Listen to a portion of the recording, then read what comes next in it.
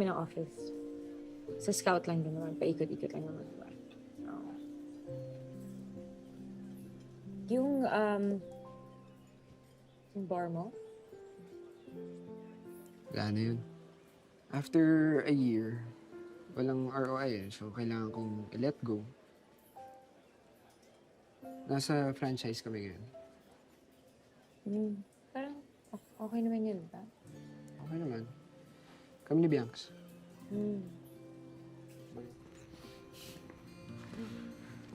Gago, sinabi ko ba yun? Tapos sinabi mo pa, Teacher Jenny, di ba? They come in threes. Oh my God, nakakaya talaga kapag lasing. Bakit? Kung ano-anong kwento iniimbento mo. Invento? Ano yung invento ko?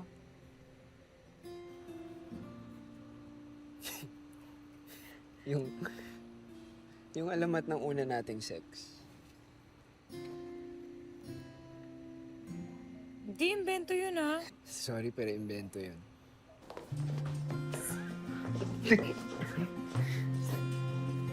Oo.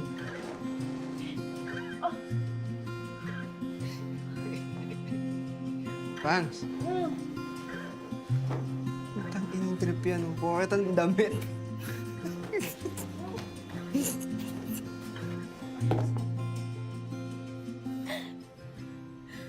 Totoo ba?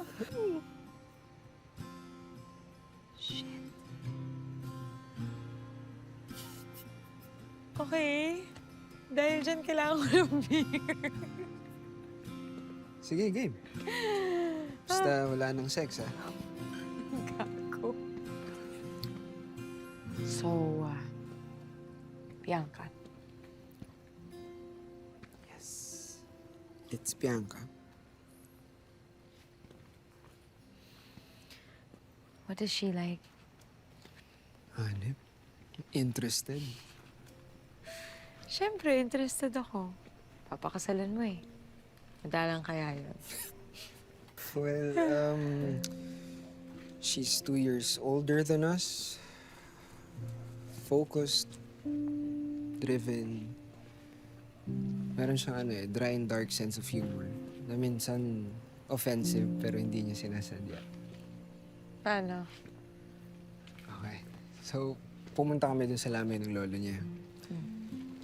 Alam mo yung sinusulatan sa labas bago ka pumasok? Ang pangalan tapos yung details ng patay. Nasa baba. Yun. So, kasabay namin yung auntie niya. Magsasign dapat dun, pinigilan niya. Sabi niya, pinaparaffle daw yung listahan na yun sa langit. Tapos yung mabubunot, yun yung susunod.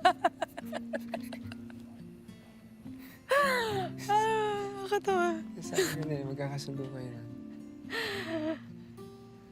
Nakwento mo ako? Lahat-lahat.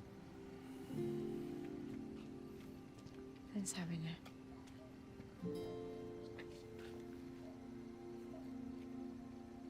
Gusto mo talagang malaman.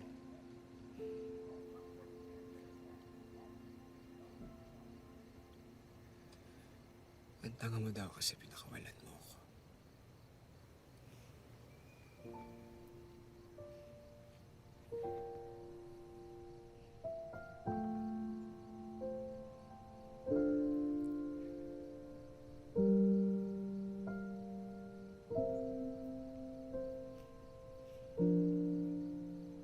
Sobra.